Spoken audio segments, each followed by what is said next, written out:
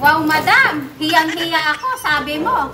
Ay, nahihiya ka sa pagkumari ko, pero saan ka, madam ka? Kasi papunta ako ng handaan. Sana, kasi yung kaibigan ko doon, na kasambahay din na kapitbahay natin dito, may handaan ngayon. Eh, sabi daw, marami daw lulutuin. Kaya pupunta muna ako doon, madam, ha? Alis muna ako.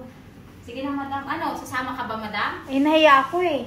Sama ka na, madam. Muna tayong pagkain dito. Tapos na ako, sir. Busog na tayong dalawa. Halika na. Huwag ka na mag-alala. Halika na. Sumama ka na. Sana, Sige nga, pero nahiya ako. Sige na. Sama na lang ako. O, tara na. Bilis. Halika na, madam. Nandito na tayo. Malapit tayo sa bahay mo. Kasi ako. Hindi ko kasi kilala yan. Madam, huwag ka na mahiya. Kapala mo ng mukha mo. Halika na dito. Kasi nakakaya nga. Siyempre, ikaw lang naman kilala niyan. Pero ako kasi hindi ako kilala Kaya, niyan. huwag ka pa kilala kita mamaya, madam. Huwag ka na mag-alala. Halika na. Bilisan mo.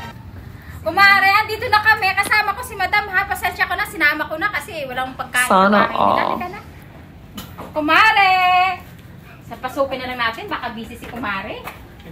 Naku, madam. Ilaw pa ang pagkain. Naka-ready pero ang daming pagkain. Sige, okay na to. Upo ka muna dyan, madam. Upo ka muna. Upo ka muna. Tatawagin ka si kumare. Wala pa yata. Hindi ko alam kung nasaan eh. Naku, wala pa si kumare. Kumare! Nahiya talaga ako dito kasi di ko naman kakalala. To sino ba to? Papakainin ba tayo nito? Sana, Pagkainin tayo niya, wag ka mag-alala. Wait lang ha. Titingnan ko muna yung anong pagkain nila dito. Naku ma, pancit canton. Ano? Ito madam, gusto mo ba to? Okay to, wala tayong pagkain to sa bahay. Ano, buksan ko? Nakakahiya. Ano mahihiya? Talaga makapalang mukha natin dito. Madam, puntahan ko muna nga si kumpare dun sa kusina. Alam ko nagluluto siya. Halika nga. Wait lang ha, pupuntahan ko muna siya. Hindi, ikaw muna pumunta. Nakakahiya naman eh. Nako, kumpare, mukhang masarap na nagluto mo na yan. Nako, kumpare, tingnan mo naman itong madam mo. Ang lalaki ng niya, Shanghai. Parang kasing laki ni, laki ng Shanghai ni Siguro naman talaga, sulit ang pagkain ng kumare nito. Ito pa kumare, tingnan mo naman, Ay, nako, kumpare, ang sarap ng luto mo, Sana, Nako, masarap talaga magluto si kumpare. Mukhang masarap din sa gabi to. Nako, madam. May hamaya na tayo. Pakain tayo. Tingnan natin sa... Ay, naku, kumpare. Ang pogi mo naman. Ngayon ko nakita si kumpare nakasando. Sabihin ko nga kay kumpare mamaya. Nako, mukhang yummy talaga to si kumpare na ito eh. Sige, kumpare ha. Punta mo muna si kumpare dun ha. Kasi alis muna kami kasi magluluto pa yata eh. Nakakahiya eh. Tara na, madam. Puntahan mo natin doon si kumpare kasi nakita mo yung asawa ni kumare. Ano gagawin mo? Magkakasala pa ako kay sir mo. Anong gusto mo? Ay, sige madam po. Okay na yun, madam. Isa nga, nagkakasala din si sir sa gabi. Hindi mo ba alam? Ay, hindi pala. Joke lang yun, madam. Ikaw naman. Tara, halika na. Wala akong sinasabi. Sabi ko, nagkakasala din gabi-gabi. Kaya tara, let's go. Sige, Balik sa tayo. Tara, madam. Punta na tayo sa bahay ninyo kasi pinauli niya ni kumare yung Shanghai. Hindi ko alam kung anong nangyari sa kanila. Bakit ganito? Mag-shower muna tayo. Sige.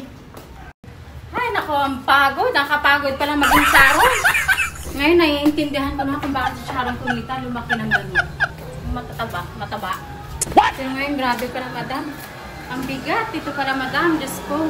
Heto na, pero okay na to, madam. Halika na, kumain na tayo. Mabuti na lang. Ang bait ni kumare habang nagbig-big-bangan sila. Hinumpa ko na itong Shanghai na to. Ay, nako. Heto na, kain na tayo. Kalain mo, madam, Sa bahay natin, saging na lang ang kinakain, madam. Ano ba yan? Mabuti pa yung kapit-bahay natin na maliit ang bahay, pero marami ang pagkain, Shanghai. Meron pa silang sausawan, madam. Tingnan mo, madam. Ayan pa, May pipino pa, madam. O, diba? Mayaman, madam. Ikaw.